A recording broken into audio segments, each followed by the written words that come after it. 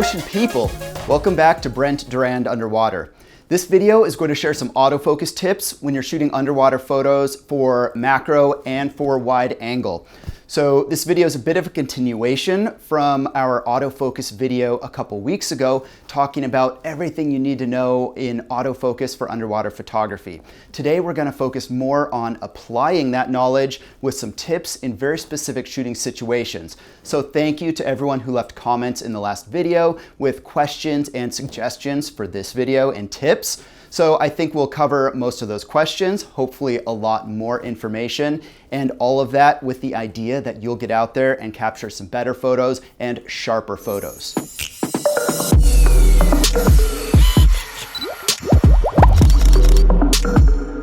Let's start with my number one tip for autofocus in underwater photography.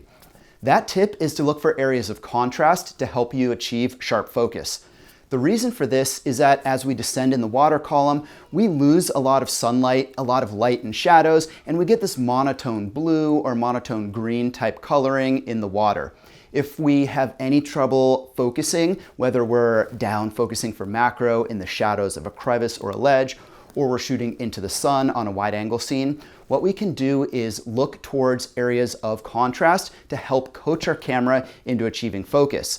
Now what I mean is the area between light and dark, the edge between a rock and open space behind it, or a white nudibranch and the rock or the reef behind it. Something like that that will have a color variance or an exposure and shadow variance, right? The light and dark variance that will help your camera see these differences in data, these spikes in data, and then achieve sharp focus because it sees those differences and knows what the depth of the scene is. If everything's very monotone in a straight line, there's not much differences and variability in that data for your camera to use with our advanced phase detection autofocus systems to achieve sharp focus. If you haven't thought about it, macro photographers tend to use a focus light as a default piece of gear that they use with their macro photography system, right? You buy the system at the store, you get your macro lens, your diopter, whatever else you might need. You're going to probably get a focus light or have a focus light recommended to you. You put it on your camera and off you go to shoot. But think about it, a focus light.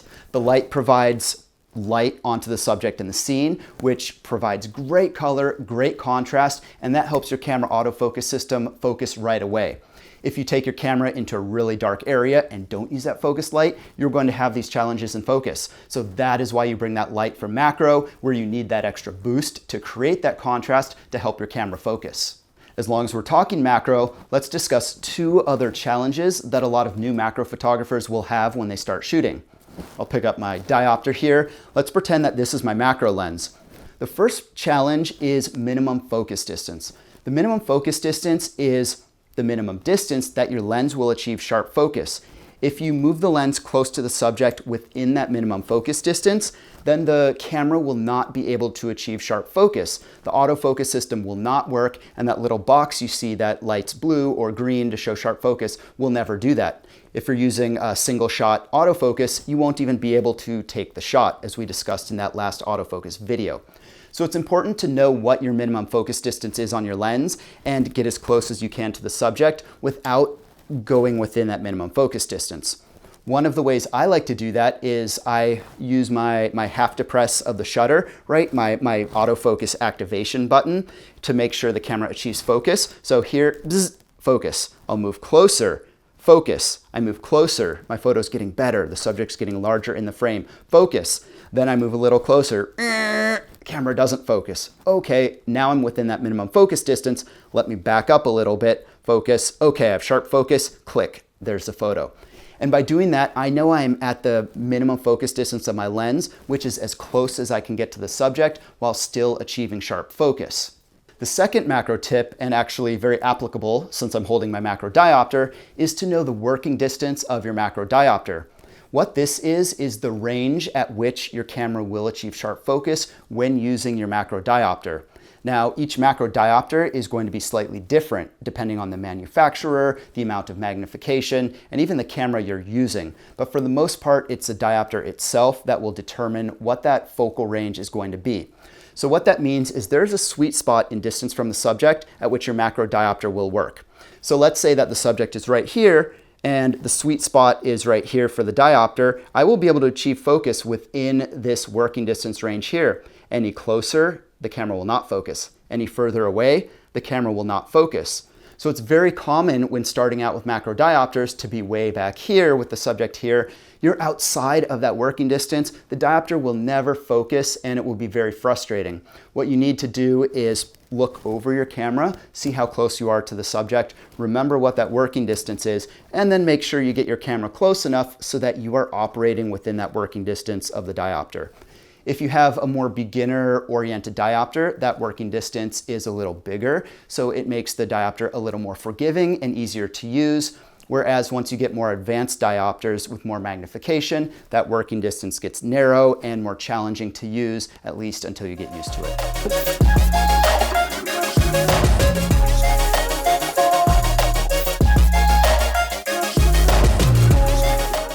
Let's change gears and talk about autofocus in wide-angle underwater photography. We had two questions during the autofocus overview video, one on sharks and one on shooting split shots. Let's start with sharks. I like to use continuous autofocus and back button focus when shooting sharks because it's a wide-angle scene and they're moving. If you haven't seen it yet, I again encourage you to watch the autofocus overview video and check out the cards to the side with the link to the back button focus video. Both of these are great tools for wide angle in general and what I use with my Canon cameras to shoot subjects like sharks. And believe it or not, while sharks may seem intimidating to swim with or dive with in the water, they're one of the easiest subjects to shoot underwater in my opinion. They're large, they move fairly slow through the water column, at least in the situations where we dive with them, and they're oftentimes situated against an open background above the reef or above white sand with blue water behind them, and even that white sand that's reflecting off the bottom with sunlight creating a bounce and helping fill in some of the dark shadows. So it makes them a lot more forgiving to shoot when we talk about autofocus area modes because they're large, but also because of the distance we are from the subject. Now what happens is as you move away, as your subject gets farther away from the camera, you inherently have more depth of field in the scene at the same aperture. So let's say you have a subject very close to the camera at a given aperture. You might have some out of focus area in the front of the frame, the front of the scene, and then out of focus area bokeh in the back of the scene. As that subject gets farther away, that out of focus area is reduced. There is more of the frame in focus. Now what that means is that instead of you having to shoot sharp focus right on the eye at that shark that's 10 feet or 2 meters away from you, you can focus on the nose, on the eye, on that front pectoral fin, and all of that is going to be in sharp focus. So one of the beauties there, aside from it being more forgiving as a subject and for achieving sharp focus, is that you have more ability to play with your camera settings and different autofocus modes to see what works for you when you're photographing sharks. So in this case, especially with a lot of sharks that are in a chum or a feeding type situation coming from different directions, you can use more of the automatic modes and subject tracking and a wider autofocus area group because it's going to find that shark, lock focus, and you're going to have sharp focus because of that depth of field at the distance that shark is going to be to you. When we talk about autofocus cases, usually I will leave those alone for something like this and leave it at the default. On Canon, that's the first autofocus menu setting. Split shots can also be very deceptive when you're trying to figure out how to use your camera's autofocus system. The general rule is that you want to focus on the subject, whether it's above the water or above the water surface. If you're using the camera's autofocus modes, the focus might lock on beads of water on the dome or a little bit of wave splashing on the surface of the water. But if you control that focus point, whether it's above the water or below the water, your camera is going to know where to focus. And if you pair it with back button focus, you know where to find that video, and continuous focus, you'll be able to track that subject and shoot your frames while being in rough conditions, splashing waves, all of that, even with the smaller dome. It's certainly easier to use a large dome to capture split shots because as that water moves across the dome, you just have more surface area to work with. You can certainly shoot split shots with the 100mm or 4-inch dome, it's just going to be more challenging. I will also use a smaller autofocus area group when shooting split shots just to make sure I don't focus on any distracting elements by accident. This is called spot or expand spot on Sony, 1-point AF or expand AF area on Canon, and single point or dynamic area on Nikon. So those are my autofocus tips for today. If you have other things you want to learn, other questions, other types of underwater photography where you want tips, leave them in the comments below. I will tell you to tap, hat, slap, whatever, hit that subscribe button so that you know when I make more of these videos. And as always, I look forward to seeing you